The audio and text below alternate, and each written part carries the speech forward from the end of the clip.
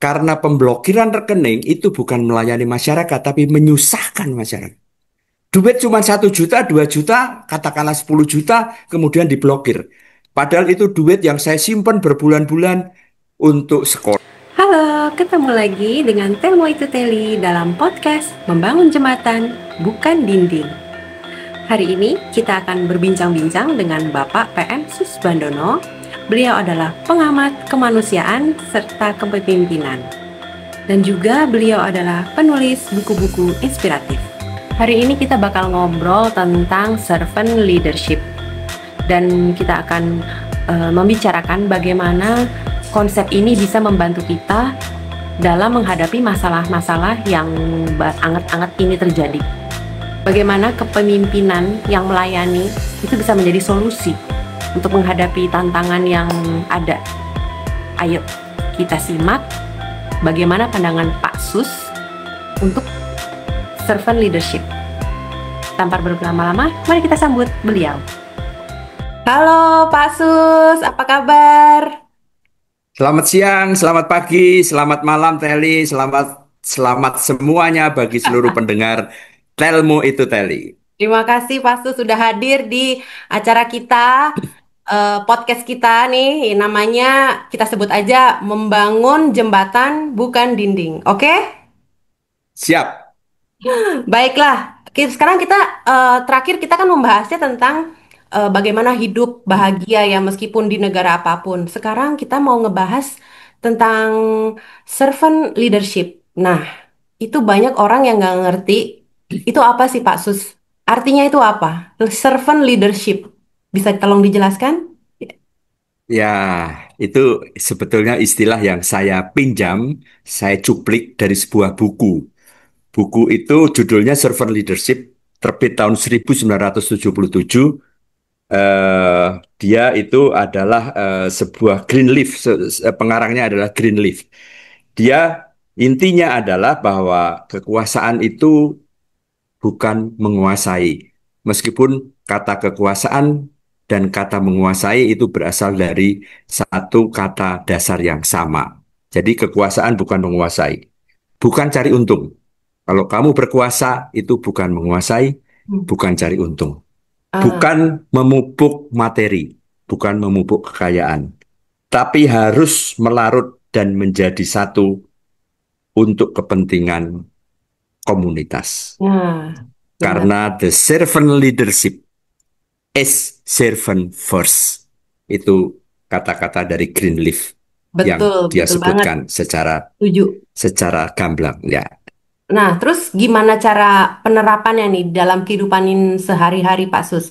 Jadi, gimana cara menerapkannya di pemerintahan tuh gimana menurut Pak Sus? Ya, sebetulnya itu leadership bukan hanya adalah untuk pemerintahan, tetapi leader dalam hal semuanya.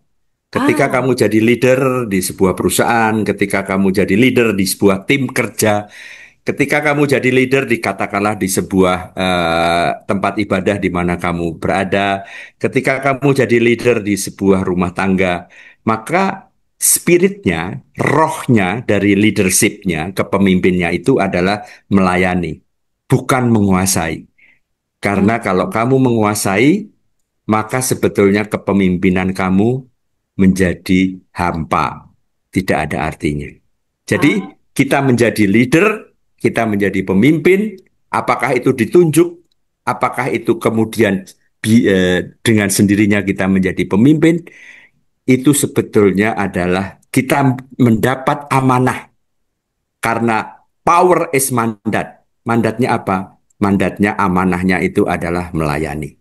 Jadi prinsip yang ada di kepala kita, kalau kamu diangkat menjadi pemimpin, diangkat menjadi menteri, amit-amit, diangkat menjadi wakil menteri, diangkat menjadi direktur dari sebuah perusahaan, diangkat menjadi ketua RT sekalipun, hmm. yang ada di kepala kita, saya harus melayani. Saya harus mengabdi kepada orang-orang yang saya pimpin. Itu intinya seperti itu. Oke, iya, iya, iya. Berarti kalau misalnya nih ada seorang leader di corporate gitu dengan anggota-anggota timnya, contohnya Ya, seperti apa tuh Pak? ya direktur. Suatu ketika Oh, Telly menjadi direktur. seorang direktur, ditunjuk menjadi direktur di sebuah perusahaan. Ya. Yang pertama kali harus masuk di kepala Telly adalah bahwa saya harus melayani anak-anak buah saya. Saya harus melayani tim saya sehingga kita bisa bekerja sama untuk mencapai target dari perusahaan itu. Kalau saya jadi ketua RT, saya jadi lurah, ya skop-skop yang kecil. Saya jadi menteri, skop yang besar. Maka jangan pertama-tama mengatakan saya dapat apa. Saya akan dapat apa. Saya akan beruntung di mana ketika saya jadi menteri. Tetapi pertama-tama kali adalah saya menjadi menteri karena saya mendapat tugas untuk melayani. Apa yang bisa saya berikan gitu ya Pak ya? Bukan Ya, yang saya semuanya dapat. harus. Ya, apa yang kita bisa berikan, apa yang kita bisa bagi, Bantu. apa Ya. yang kita bisa layani bagi mereka. Benar. Bukan sebaliknya. Betul sekali. Iya, iya. Mantap nih pembahasannya nih. Terus eh, gimana kalau misalnya ada pemimpin mendengarkan atau merespon keluhan masyarakat yang sekarang nih kan lagi ada itu nih Pak, kayak pembekuan rekening tuh. Gimana Ya, itu? ya. Ya, itu tadi. Kalau prinsipnya dipegang dan masuk di dalam kepala dan dada kita, maka hal-hal yang seperti kita dengar baru-baru ini, pemblokiran rekening dan sebagainya, itu tidak akan terjadi. Karena pemblokiran rekening itu bukan melayani masyarakat, tapi menyusahkan masyarakat. Duit cuma 1 juta, 2 juta, katakanlah 10 juta, kemudian diblokir. Padahal itu duit yang saya simpan berbulan-bulan untuk sekolah anak saya, pergi ke dokter, Hmm, untuk membayar Kurang, cicilan. iklan, iya. Nah, maka, dan itu kemudian diblok untuk sesuatu hal yang saya tidak melakukan kesalahan apapun. Pertanyaannya adalah di mana kita melayani kalau hal seperti itu dilakukan? Ya, pemimpin-pemimpin yang saya baru baca dari sebuah majalah mengatakan bahwa itu justru untuk melindungi. Pertanyaannya adalah melindungi siapa Nah, dan iya, aspek melindunginya itu di mana? Itu betul. yang sama sekali tidak jelas. Heeh, heeh, heeh. Justru kalau kita mempunyai rekening, maka yang berkuasa harus melindungi bagaimana rekening kita tidak disalahgunakan, tidak dibajak, tidak disedot isinya, dan aman, terutama bagi si pemilik rekening. Satu harus diingat, Teli, kita menyimpan rekening di bank, menyimpan uang bukan menyimpan rekening. Kita membuka rekening dan kita menyimpan uang di bank. Itu Iya, sebetulnya kita memberi modal kepada bank untuk mereka melakukan bisnis. benar. Jadi modal yang diputar oleh bank itu adalah duit saya, duit Iya. para nasabah. Terus kemudian serta-merta dengan semena-mena mereka memblokir rekening saya dan duit saya tidak bisa saya ambil. Mm-mm. Saya memberi Anda kesempatan untuk melakukan bisnis dengan menaruh uang saya di bank Anda. Terus kemudian Anda menzolimi saya. Jelas itu bukan servant leadership. Hmm. Tidak usah dibantah lagi, tidak usah didebat lagi. Kamu mau ngomong apa aja terserah. It's not servant leadership. Karena servant leadership adalah melayani para nasabah. Hmm.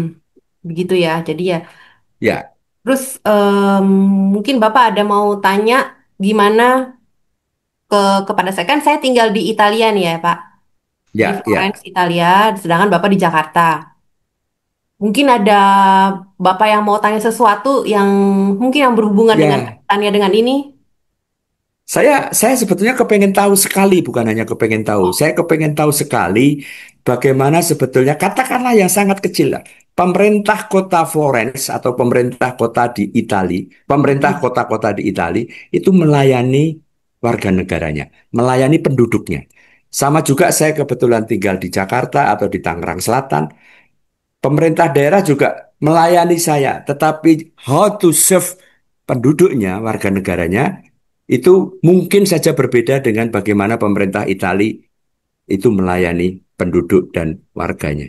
Saya tidak ingin membandingkan, tetapi Ya, sebuah perbandingan yang bisa ditarik benang merah positifnya, maka itu perlu disampaikan supaya bisa di copy paste. Hmm, Silakan Teli, gimana ceritanya? gimana ya? Kalau di Italia itu Em, kalau kita misalnya seperti gubernurnya, kita bilangnya di sini namanya Sindaco. Sindaco ya seperti gubernur ya, pemimpinnya untuk setiap daerah, setiap kota. Jadi misalnya ada Florence, Sindaconya si A, Milan, Sindaconya si B gitu. Menurut saya em, lebih terbuka, bahkan sampai ada itu di Instagram segala apa masalah yang mau ada di unek-unek masyarakat itu bisa langsung bilang ke Instagram atau media sosial yang dimiliki sama si Sindako ini gitu. Uh, ada namanya kita bilangnya seperti komune itu seperti apa ya? Kayak kelurahannya. Jadi ada situs Hmm, negeri, siklus pemerintahan. Kita bisa masukin dari situ saran-saran kita, gimana cara kita ada problem apa gitu. Ya meskipun di sini agak lama untuk meresponnya, eh, tapi sejauh ini sih saya belum ada kritik atau masalah keluhan. keluhan dengan yang terjadi yang ada saat saya untungnya untuk masalah kayak permesso di soggiorno kayak itu izin tinggal saya meskipun lama banget tapi pelan-pelan ya diperbaiki dan semakin baik lah gitu daripada waktu saya datang pertama kali itu 10 tahun yang lalu atau 11 tahun yang lalu itu masih yang aduh acak adut deh pokoknya yang berantakan banget yang eh, apuntamentonya apa ya bahasa Indonesianya untuk pertemuan untuk bikin appointment itu kita langsung datang semua terus pakai kayak kartu kecil yang ada nomornya jadi kita tarik nomor itu terus kita tunggu dan itu sampai sampai Antrean, nomor 4 orang. antrean. Iya, iya, dan itu banyak banget dari berbagai negara. Jadi saya harus nungguin sampai berjam-jam, Sabar. bahkan 6 jam mungkin ya di untuk urus permesso soggiorno itu apa izin tinggal saya. Dan sekarang sudah sangat baik. Jadi kita appointmentnya lewat online dan langsung kita bisa milih tanggalnya. Kak, Anda bisa di tanggal yang mana, jam berapa, itu bisa saya pilih dan benar-benar lebih berfungsi ya. Meskipun juga masih ngantri, tapi masih lebih bagus ya. Dan menurut saya ya lebih enak gitu. Cuma nih, ada satu nih cuma. Kayaknya masalah untuk semua orang, untuk server leadership juga. Di Italia juga masih kurang. Kayak misalnya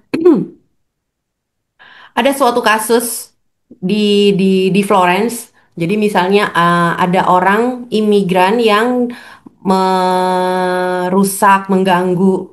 Nah, para polisi itu kurang melayani ya Pak ya. Jadi si orang ini kan kalau misalnya ada kegangguan yang mengganggu, yang membahayakan, bisa langsung telepon polisi itu. Si perempuan ini, wanita ini merasa terganggu dengan adanya imigran yang mengganggu dia di bawah rumahnya. Jadi itu udah sampai bawa-bawa alat tajam dan dia telepon polisi dan polisi bilang, iya tunggu aja.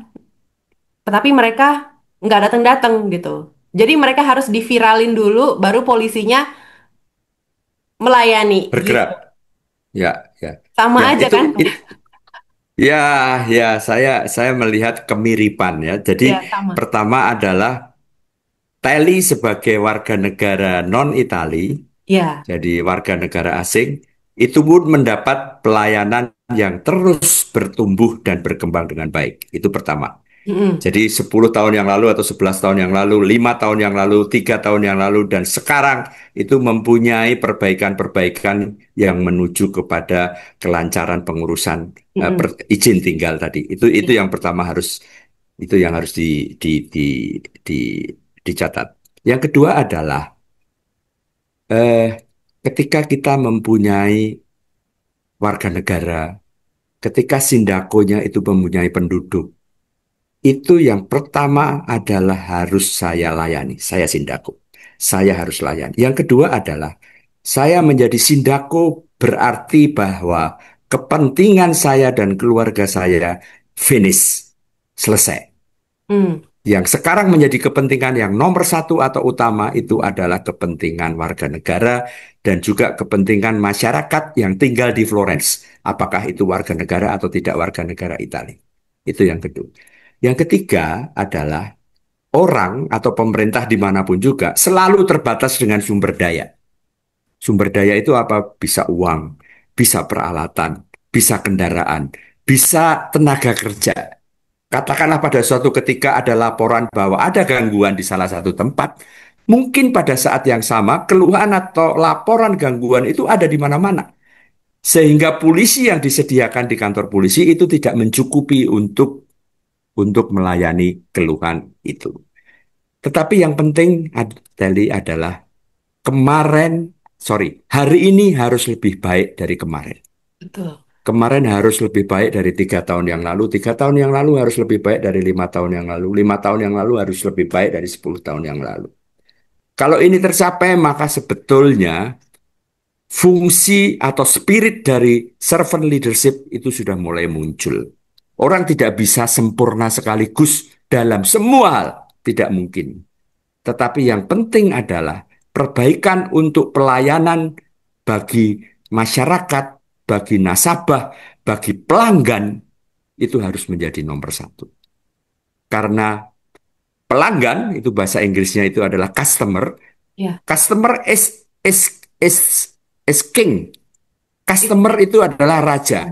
Warga negara itulah raja. Masyarakat itu adalah raja. Sindaku itu adalah pelayan. Oleh sebab itu disebut si servant leadership atau kepemimpinan yang melayani. Bukan sebaliknya. Begitu menjadi gubernur, begitu menjadi menteri, maka yang pertama kali dilakukan adalah mobilnya baru dari pemerintah, dari negara. Itu uang saya, itu bukan uangnya, bukan uang dia, bukan uang siapapun. Itu uang masyarakat. Sehingga ketika dia mendapat mobil baru dengan nomor yang spesifik dan eksklusif, maka itu harus seizin saya sebagai pemilik uang dan pemilik kekuasaan yang untuk sementara saya serahkan kepada Sindaku mundur kalau di sini. Hmm. Kira-kira seperti itu, Tel. Tapi nih ya Pak, maaf, saya mau tanya lagi nih.